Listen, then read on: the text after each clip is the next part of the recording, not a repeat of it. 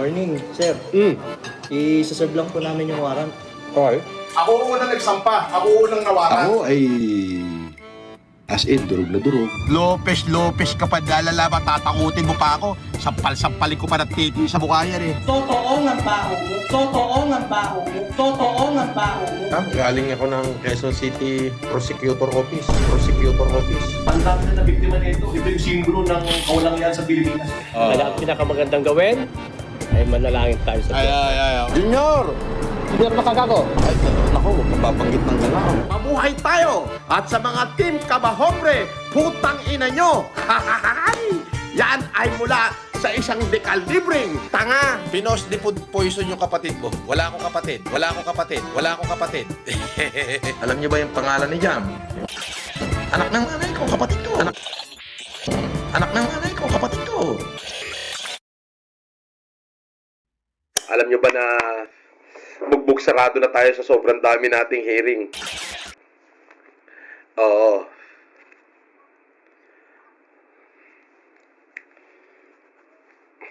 Bugbog sarado talaga. Oo, para akong ginugulpe. Pero sabi ko nga, wala na akong gagawin sa buhay ko kundi ganito, sumagot sa mga kinakaso sa akin. Putik, matibay. Di okay. Di wow. Hanggang doon na lang yan, oh. Puro kasinungalingan din na yung sinasabi niya. Wala namang katotohanan. Maniniwala pa kayo dyan. Walang kwenta. Kayo ang mga tunay na demonyo!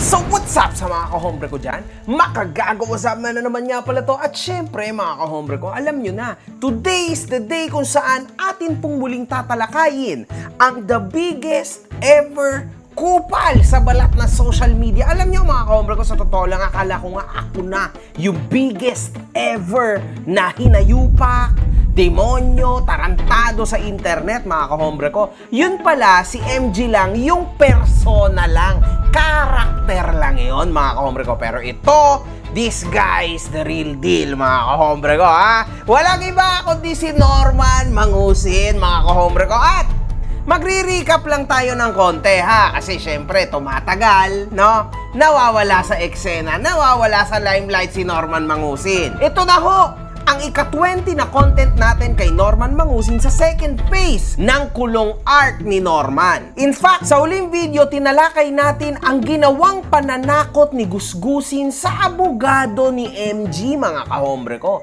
And to tell you the truth, mga kahombre ko, ako ho ay nag-aalala. Papaniwala kayo dyan, gago nga yan. Nag-aalala ako kasi ang tagal na ho nating hindi nakikita. Ang tagal na ho nating walang balita kay Norman Mangusin, mga kahombre ko. Ano na kaya nangyayari kay Norman? Is he alive? Well, sabi naman ng ating kaibigan na si Food Genius, buhay na buhay daw ho si Norman, mga kahombre ko. So, sumaya naman ulit ako.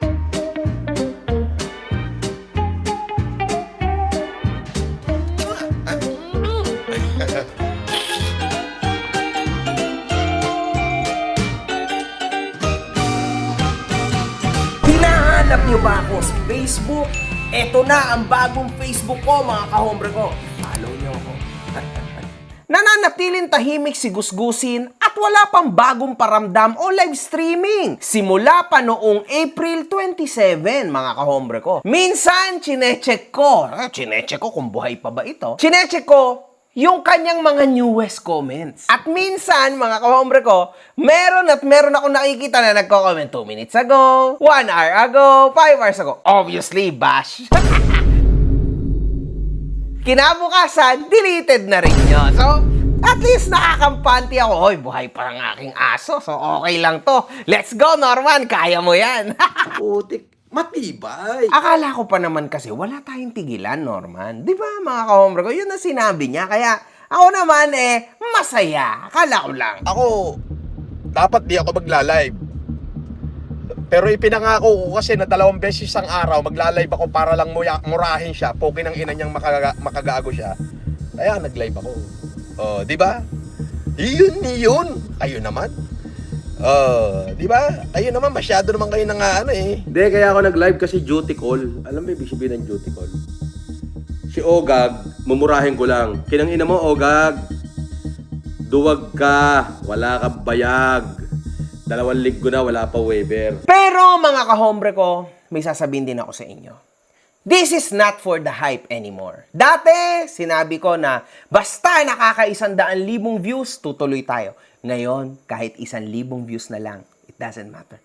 Kasi mga kahombre ko, this war is on.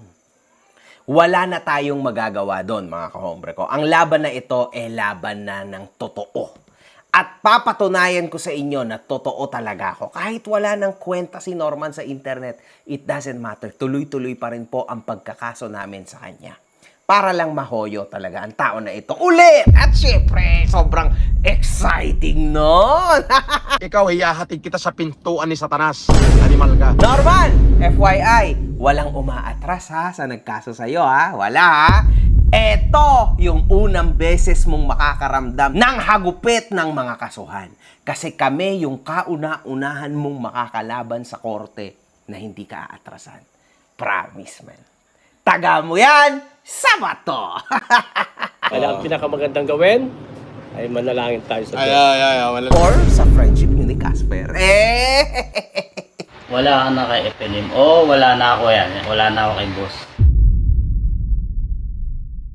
Kung meron pa. Okay. Anyway, sa kabila ng katahimikan ni Gusgusi, nananatili namang aktibo, mga kahombre ko, si Casper. Sa pag-post sa kanyang FB page at makikita natin, ayon sa mga post ito, na mag-iisang buwan nang hindi niya kasama, mga kahombre ko, si Gusgusi. Ito na ho ang huling post ni Casper, mga kahombre ko, kasama si Gusgusi. At ito ho ay April 21 pa, mga kahombre ko. Napakatagal ng panahon, almost 1 month ago na po. So, matindi na, mga kahombre ko, ha? Mukhang may naluluto na ho na something dito. Mawala sa akin lahat, wala akong pakialam. Ikaw ba isang OFW? At ikaw ay awang-awa na sa nangyayari sa buhay ni Norman Mangusin? Dahil sa akin, dahil sa CIDG, dahil sa Napolcom, dahil sa LTO, dahil sa kung kani-kaninong mga tao?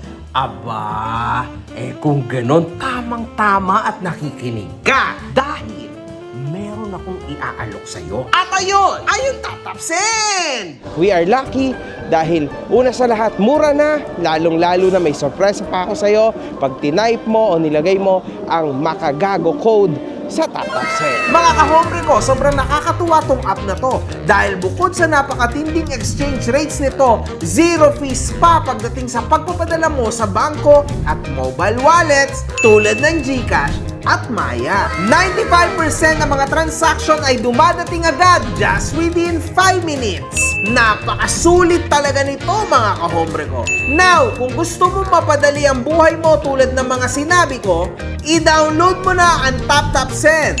After mong i-download ito, mag-sign up ka na.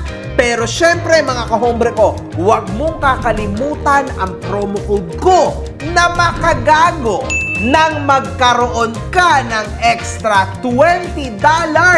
Totoo yun, $20 sa ipapadala mo sa una mong deposit. Ano pa ang hinihintay mo, kahombre ko? I-tap-tap-send mo na yan.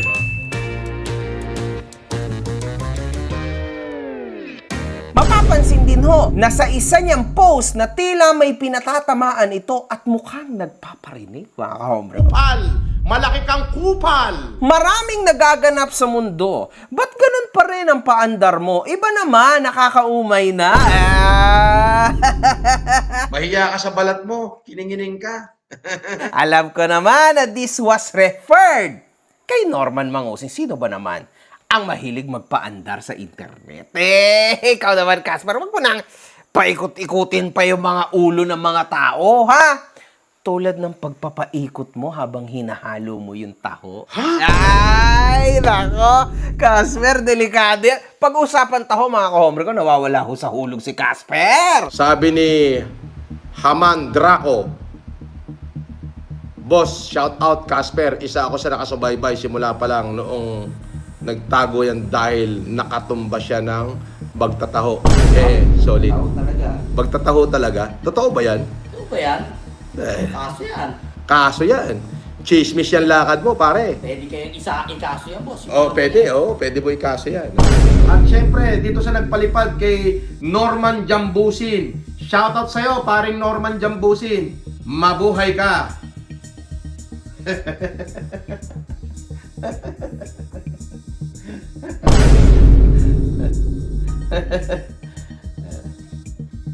Hindi lahat ng basher kaaway, hindi rin lahat ng friend kakampi. Kaya maguguluhan ka sa ikot ng mundo dahil lahat ng ito isang bagay na palaisipan sa ating lahat. Aba, mukhang ito na ho yung cryptic post mga kahombre ko ng isang aso na si Casper.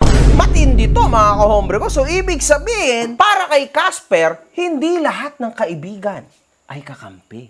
Ayan ang sinasabi ko sa'yo, Casper, di ba? Hanggang dun na lang yan, oh. Pero, yun totoo mga kahombre ko, kung tunay man na may kasong mga kinakaharap si Casper ngayon at may kakaharapin si Casper ngayon. Kasi kailangan ko manahimik sa part yan mga kahombre ko. Pasensya na kayo ha, ganun talaga. Kailangan hong mag-ingat ni Casper. Kasi, for sure mga kahombre ko, tinalikuran na siya ni Norman Mangusin. And, I really mean this. Tapos na yan, mga kahombre ko. Wala na ho si Casper. Sure yan. Wala ka na kay FNM. Oo, wala na ako yan. Wala na ako kay boss. Nag-apply tayo ng ibang trabaho. So, mag-iisa ka na ngayon, Casper. Kahit na sabihin na natin na nakakaawa ka na ngayon, di ka nakupal ngayon, yung mga ine-expect natin na demonyo na kalaban natin dahil kay Norman, ganito ganyan, hindi na ngayon. Kasi si Casper naghahanap na ng trabaho. Kaso, Casper, hindi ganun ang buhay. Kapag may nagawa ka, kailangan mong panagutan. Makakarma din yan. Oh. Para sa mga basher ko, hinay-hinay lang sa pagbabash. Baka atakihin kayo. Hindi ko nakasalanan yan, basta ako good vibes lang. Pasalamat pa rin ako sa inyo dahil perpekto kayo. Mukhang masakit ho talaga ito, mga kahombre ko. Ouch! Sakit. Yan. Mga followers o bashers ko, sana maintindihan din ninyo, nag-work lang ako bilang tao. Huwag naman ninyong husgahan ang buhay ko. Parehas lang po tayong may pamilya ding umaasa sa akin. Salamat po. Anong pakialam ng mga tao dyan, Casper? Sabi ko naman sa'yo, pinasok mo yan. Problema mo yan. Wala namang kwenta yan eh. Minsan, mapapaisip ka na lang sa tubig dagat. Minsan, kalmado. Minsan naman, maagos at humahampas sa galit at nagiging tsunami pa. Bakit kaya? Abay, napakatindi ho nito, mga kahombre ko. Anyway, Hindurotot ka pa rin kasing hambog ka. sa mga pagpo-post ito, mga kahombre ko, nakatanggap pa rin ho siya ng mga komento ukol sa magtataho. Taho Vendor Slayer. Kamustahin mo naman yung magtataho, Casper. Pinapasabi niya, may magtataho ba dyan na maiiskoran ng taho? Good vibes and nanaksak na magtataho. Sumuko ka na, maawa ka sa sinaksak mong magtataho. Maawa ka, Casper. Makakarma rin yan. Mga kahombre ko, eto ngayon ko lang to talaga sasabihin at aaminin sa inyo. To tell you the truth, tinalakay ko ito ng medyo malalim nitong mga nakaraan. Sinabi ko naman na hindi ko to ilalabas and whatsoever. Ngunit, nasa akin na po, mga kahombre ko, yung contact talaga, no, ng pamilya na naargabyado ni Casper. Di umano pa lang naman to. Di umano, sinabi nila na nasaksak talaga ni Casper ang kanilang amang matandang magtataho. So, di umano, no? Kasi wala naman tayong patunay and all. Kaso, mga kahombre ko, ang patunay daw ho ay naandoon sa lugar nila, sa Cavite. Kasi lahat at napakarami hong tao ang makakapagsabi niyan. And unfortunately, mga kahombre ko, kahit mismong kamag-anak ni Casper, mga kahombre ko, na mga nakausap ko, inaprobahan at totoo daw ho talaga to. They confirmed it. Pero, di umano pa rin to. Kasi wala naman akong mapakitang patunay. Kumbaga, ito lang, sinasabi ko lang sa inyo, yung mga nalagap ko. Pero syempre, hindi tayo 100% sigurado. So, anyway, mga kahombre ko, ako naman, nandito at tunay ho na nakausap ko, mga kahombre ko, ang pamilya na ito.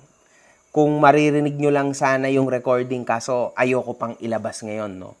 Pero sobrang tindi ho ng stress na aabutin nyo if ever lang na marinig nyo itong mga recording na hawak ko.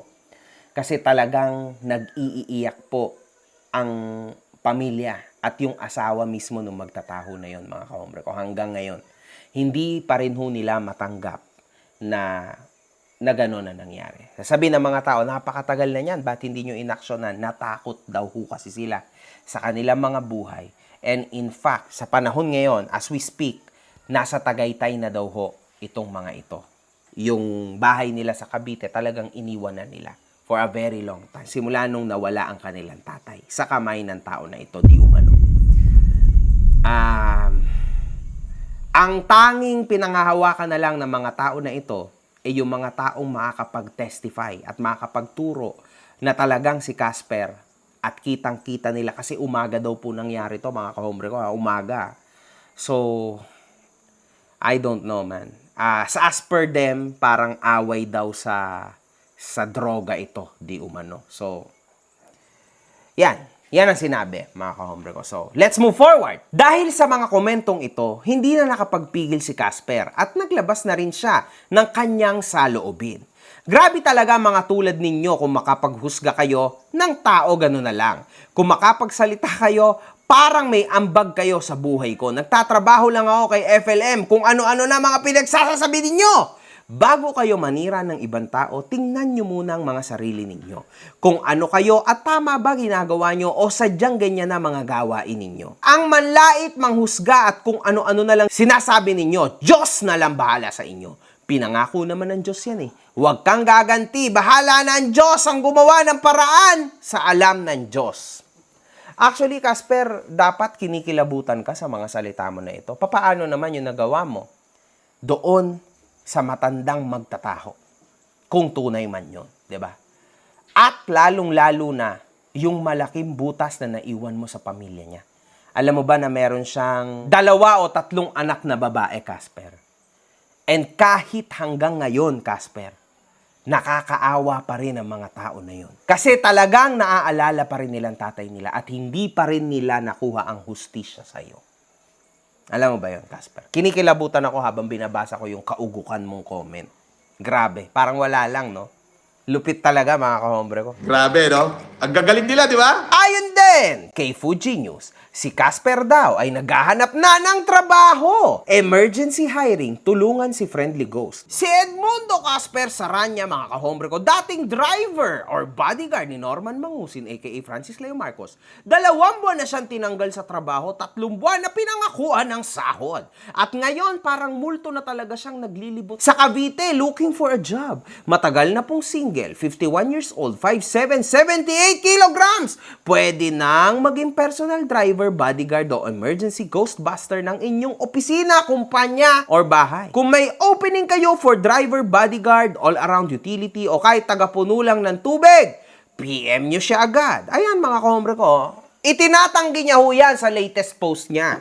Tingnan nyo, makikita natin dito na ang sinabi niya, mga kahombre ko, ang kanya daw na naging trabaho lang kay Norman Mangusin ay driver at cook lang, mga kahombre ko, ha? Take note. May lisensya po ba kayo sa pagsisecurity ninyo galing sa PNP?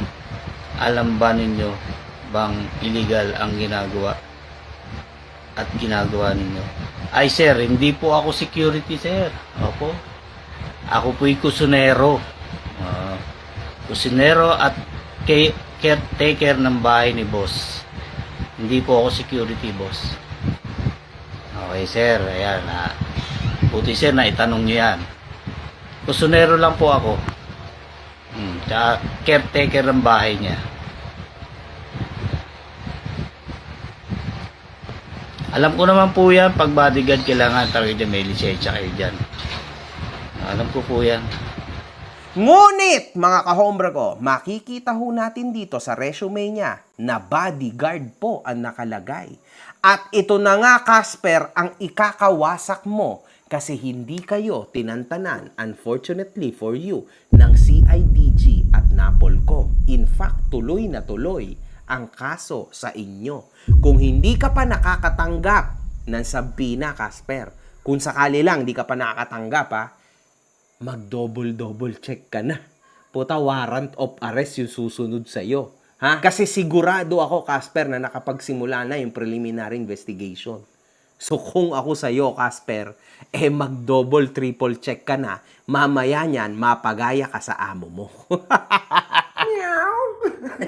Yari ka dyan, boy. Yan ang sinasabi ko sa'yo. At dito, nakatanggap ako ng isang mensahe, mga kahombre ko. Ukol kay Casper. Sinend lang to sa akin ng isang fan ko. Chef, saan ka nagkukook? Anong restaurant? Kaya mo ba ako ipasok dyan kahit assistant cook kapag hindi pa ako nakapasok sa ina-applyan ko? Tagal kasi, naiinip na ako. Walang work. So, as you can see, mga kahombre ko, malaking kasinungalingan din ho. Ang sinabi ni Norman Mangusin na si Casper daw ay... Sabi ni Rex Marcos, saan si Casper? Kamusta na paresan nyo? Tuloy pa ba? Oo naman.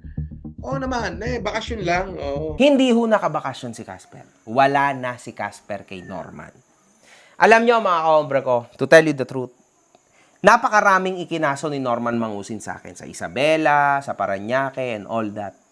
And alam nyo, minsan natatawa na ako na naaawa. Kasi alam nyo ba, mga kahombre ko, yung inilalagay niyang witness ay tanging si Casper lang. Nakakatawa, mga kahombre ko. Meron pa ngayon yung kinaso niya sa akin sa Parañaque, mga kahombre ko. Yung kung saan nandun si Mighty Manong, nandun kami lahat na kinasuhan niya ko noon na kami daw si Food Genius. Imagine niyo, mga kahombre ko, ang witness niya was si Casper, si Ingkong, at saka si Edmundo. Mga kahombre ko, iisang tao lang po yun, mga kahombre ko, di ba? Si Casper lang po yun. Pero wala kasi kung panahon para panoorin ka. Unang-una kasi, unggoy ka. Oo. Puro laki ng katawan ng meron ka. Laki ng katawan, laki ng bunganga. The rest, wala na. Oo. Casper? Edmundo? Ingkong? Po ang pinag-text sa akin ni Ingkong. Si Casper, Ingkong, Casper, same. Isa lang yun. Ni Casper. Ingkong? Grabe to si Norman, mga kahombre. Napakatindi ho talaga bulastog dito tao na ito. Sa ngayon, isa-isahin natin ang naging post ni Food Genius tungkol kay Gusgusin. Lumipat na po ng humanitarian operation si Norman sa Midas Hotel and Casino. From public service to slot machine service real quick. Baka dito na talaga siya makaka-jackpot. Kasi sa dating pwesto sa Okada, puro try again tomorrow ang buhay at lagi pang napipicturan ni Food Genius. Dito, mga kahombre ko, makikita natin na nasa gitna ho siya ng laban na matindi ng buhay niya. 150,000 pesos! Gone! Putik, matibay. Miss nyo na ba mga live ni Norman? Parang simula nung nawala sa radar, bumaba entertainment value ng Facebook. Ayan, mga kahombre ko, busy ho si Norman magpaikot sa roulette, mga kahombre ko. Ayan. At dito, nagkaroon ng isang sikat na tournament, mga kahombre ko. Ayan, ang dami hong kasali. At isa dyan si Norman. Sa kasamaang palad, alas 2 ng madaling araw, Norman eliminated from the 16 million Okada Poker Tournament. Currently recovering at Quiapo Restaurant bumawi sa extra rice. Ayan. Ayan ho, mga picture niya, mga kahombre ko. Talaga, poging-pogi na ulit. Pwede na hulit kalbuhin, mga kahombre ko, very soon. Norman Mangusin eliminated from the 16M Okada Poker Tournament. Ayan, mga kahombre ko, makikita nyo. Ang itsura niya at sitwasyon niya, mga kahombre ko, he's very stressed. Come on, man. Look at his freaking eye bags and eyes. Hindi na ho nakakatulog ang tao na yun. Mayabang ka pa rin kasi hanggang ngayon. Back in business, ang bida. Ayan, mga kahombre ko, kitang-kita na siya yan, no? Grabe. Ang galing mo. Mukhang nakakompute na lahat ng posible na talo, pero umaasa pa rin sa last game na talaga. Basta may OFW, may rebuy, may pag-asa. Nakakalungkot, mga kahombre ko. Tingnan nyo, sinusunog niya hong maigi ang kanyang sarili, mga kahombre ko. Wala na to. Oh my goodness, man. Marami kong pera galing kay Lord. At lately lang, mga kahombre ko, namataan na maagang nakapila sa Resorts World Casino matapos manggaling sa Senado. Hindi para magsagal, kundi para sa free food at raffle draw. Ayon sa witness, mas intense pa raw focus niya kaysa sa mga high roller. Hindi ako aalis hanggat walang spaghetti, lumpia at chance manalo ng rice cooker at plancha. So makikita natin dito, mga kahombre ko, na kitang-kita, halatang halata na si Norman po yan, mga kahombre ko. So, ngunit ako ho'y nangamba. At medyo natakot, mga kahombre ko, dahil sa sinabi na ito ni Alex Pabella. Nung ako ay napasama sa rebelding grupo, 30 taon na nakakaraan, ako po yung naging pasensyoso sa mga ganito.